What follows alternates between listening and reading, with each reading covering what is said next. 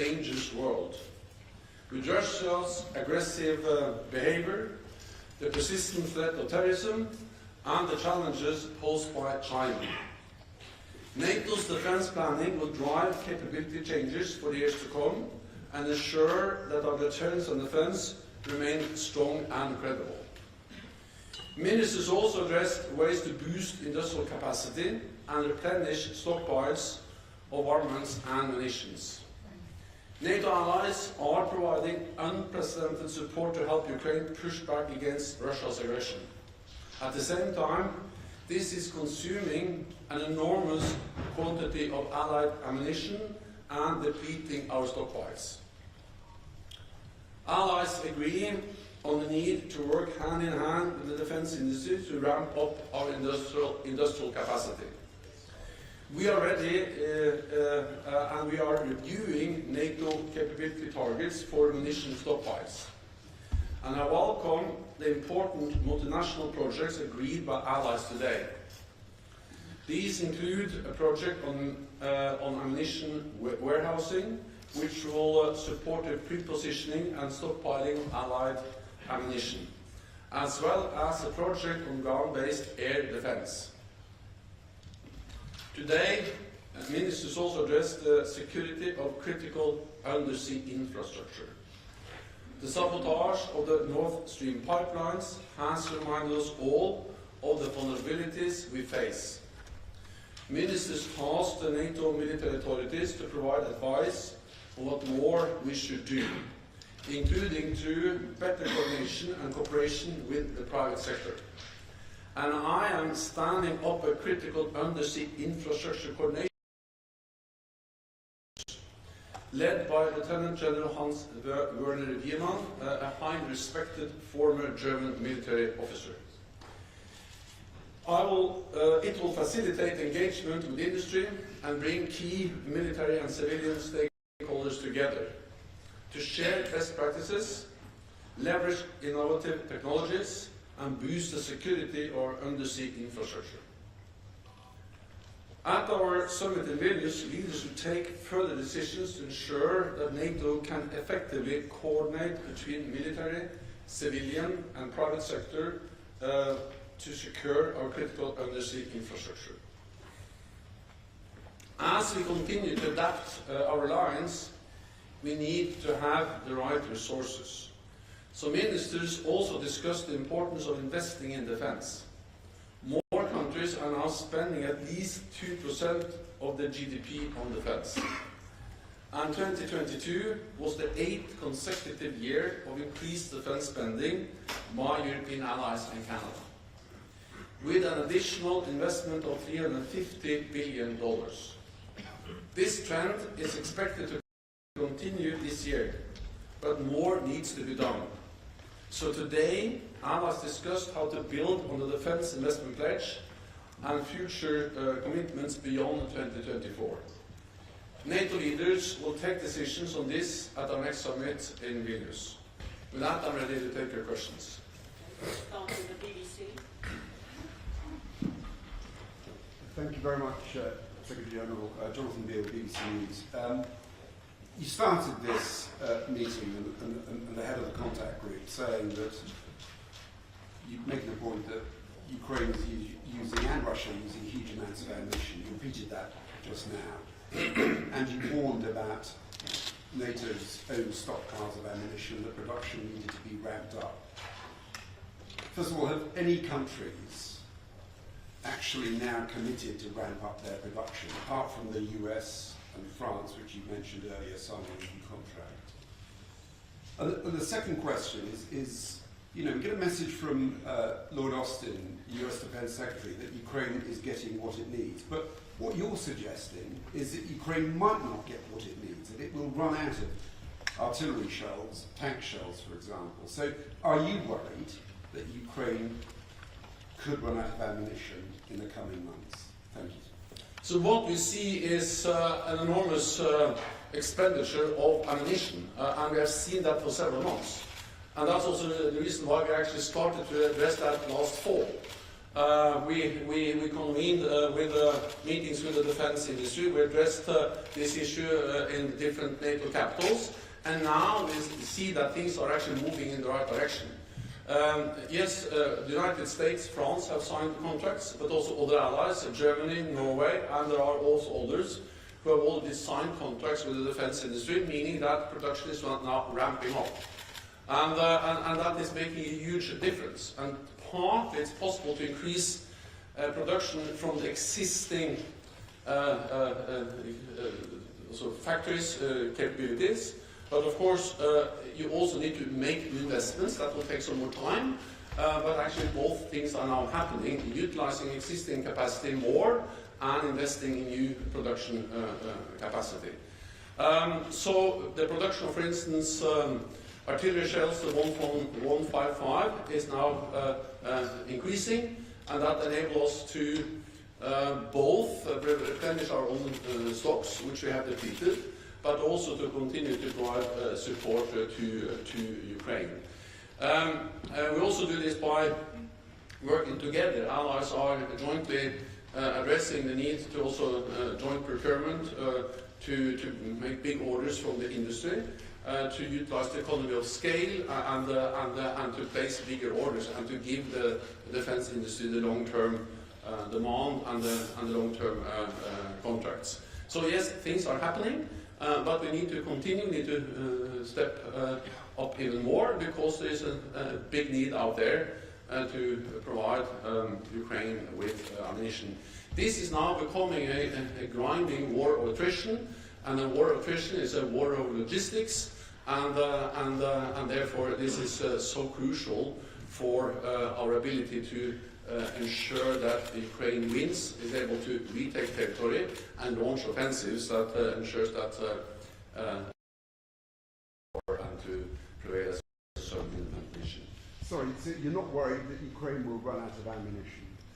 So we have seen the big need, and that's exactly why we have reacted several months ago, and now we see that contracts are signed and production is ramping up, and allies are producing more to be able to continue to support Ukraine.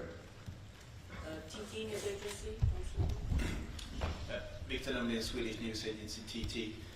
Following your doorstep yesterday, there's been a lot of speculation if there's a new line on the membership process for Finland and Sweden. So, just to clarify, if there would be a ratification from one of the countries, would NATO go through and complete the complete process for membership?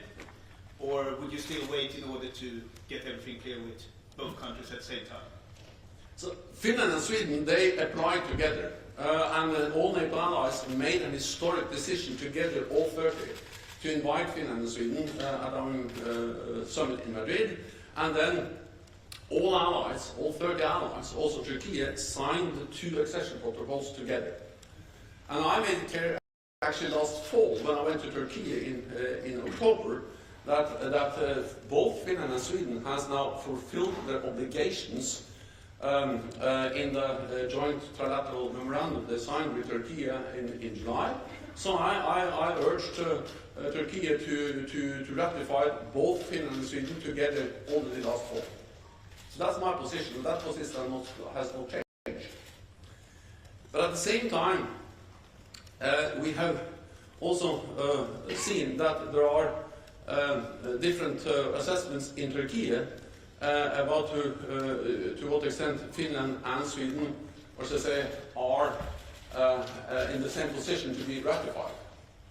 And that is a Turkish decision.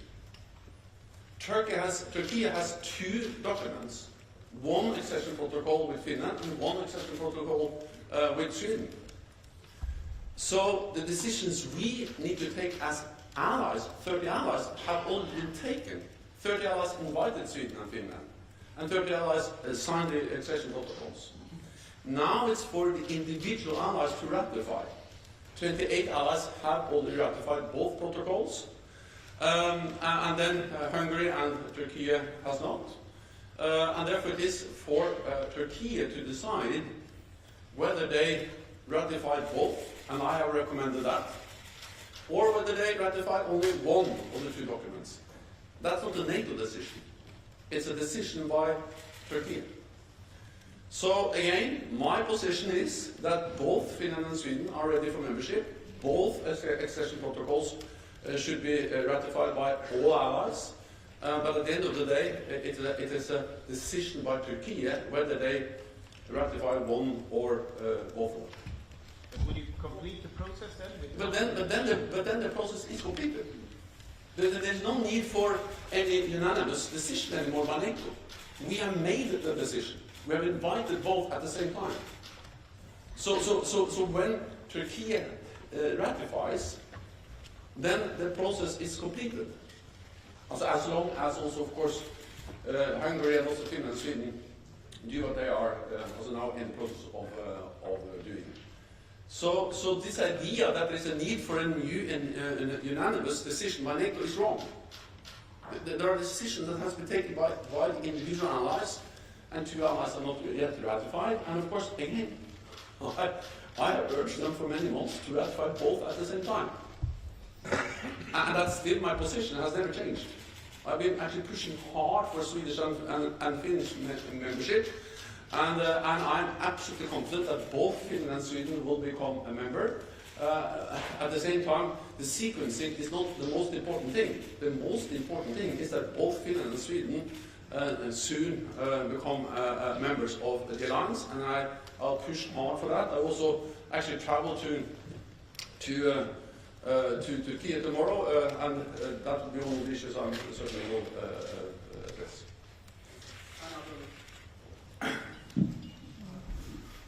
Ömer Tuğrulcan with Turkish News Agency Anadolu.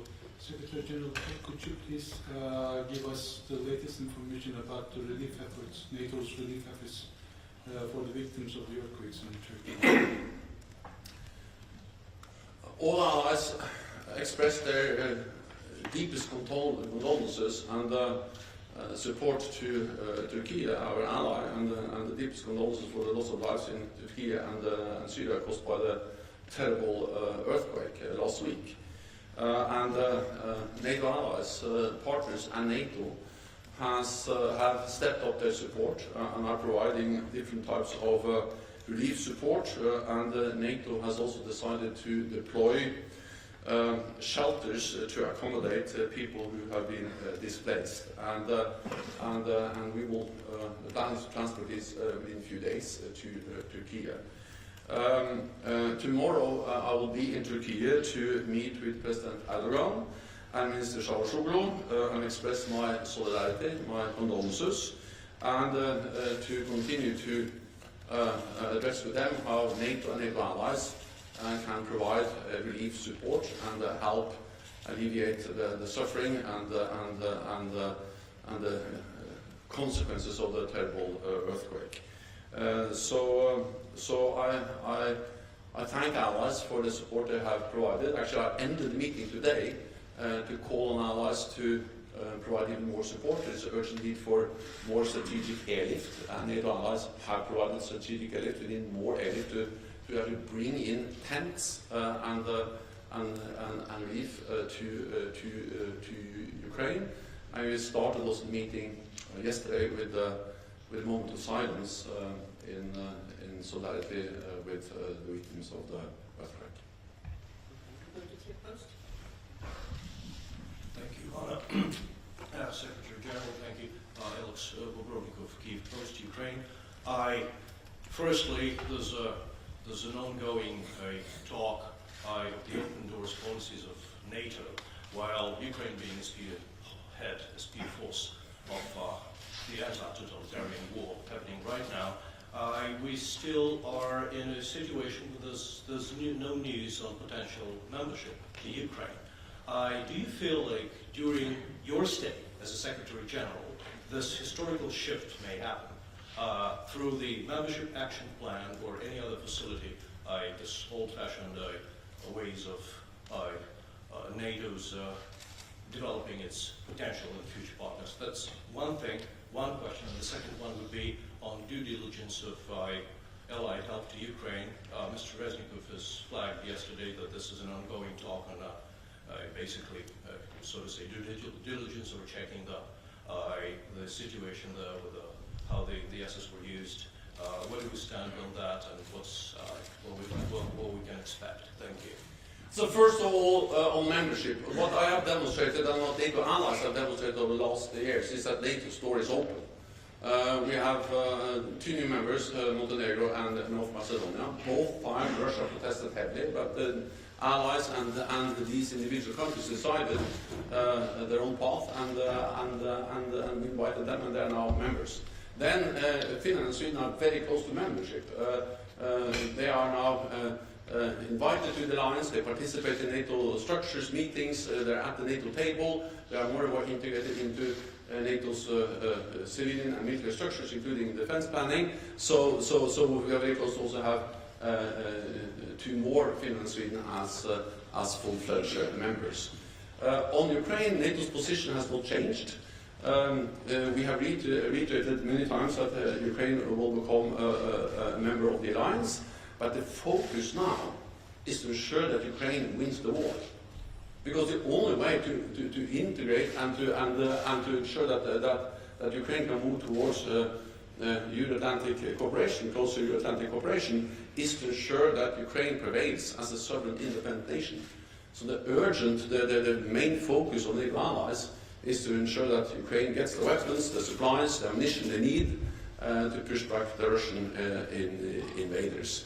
And we're also working on more long-term partnership, helping Ukraine to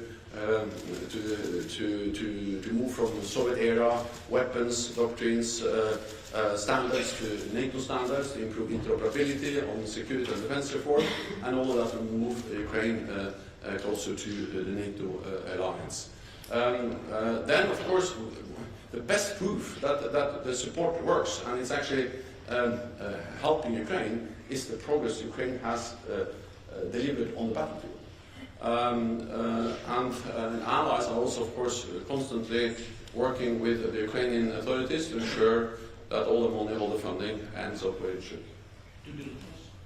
That's also, we have very close contact with them. We are working on that all the time to ensure that we have the necessary oversight and transparency. And that's the way we are ensuring that that's happening. Okay, thank you. Natalia Josiak from Bloomberg. I wanted to ask on defense spending. You said before that allies are increasingly seeing 2% of GDP as a floor and not a ceiling. And after the discussions today, do you have any sense of whether that 2% figure could increase when leaders agreed to the new pledge this summer? So what we had now was the initial discussion among allies on what should be the new defense investment pledge. Because in 2014, NATO allies made a pledge to move towards spending 2% of GDP on defense by 2024. So when we meet this summer in July in Vilnius, we need to make a new pledge. And that's obvious because the current one is actually running out.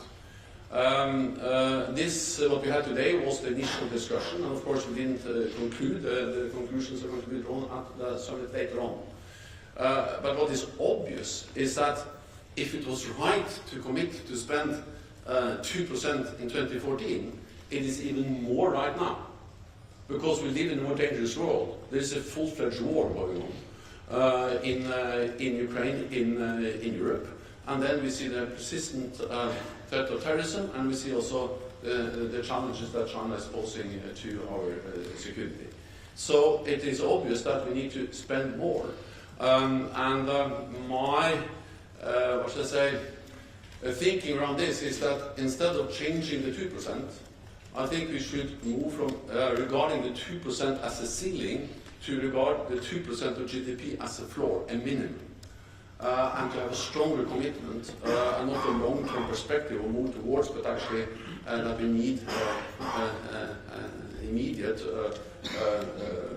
commitment to spend 2% as a minimum, because when we see the needs for ammunition, for air defense, for training, for readiness, for high-end capabilities, it's obvious that 2% defense spending is needed.